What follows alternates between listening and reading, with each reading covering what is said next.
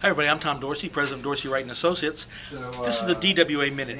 I was in the pool hall the other night that my son and wife own and talking to a gentleman who was retired, and he was talking to me about the mutual funds that he owned.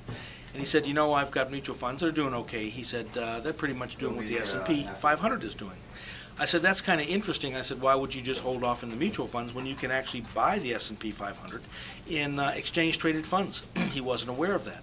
And I said, how would you like to outperform those mutual funds with a one-stop shop? I said, you could buy the equal-weighted Standard & Poor's 500. He said, what's that mean?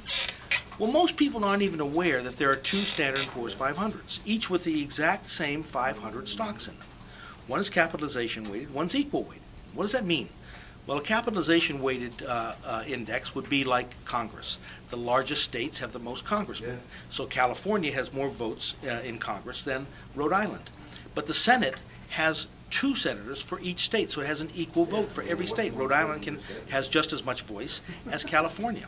Now, the interesting thing here is the equal-weighted S&P 500 is like the Senate, and the cap-weighted S&P 500 is like Congress. They're both the same 500 stocks, but they trade totally differently.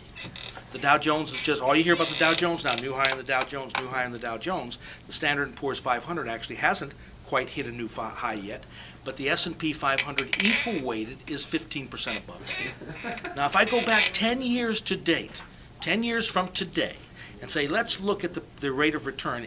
Now, both of them are the S&P 500, same 500 stocks. If you bought the cap-weighted S&P 500, you'd be up 93% now, 10 years. If you bought, and that's not including dividends, if you bought the equal-weighted S&P 500, not including the dividends, you're up 173%. Which one of those would you like to have had? Good thing you tuned in today. We'll see you next week.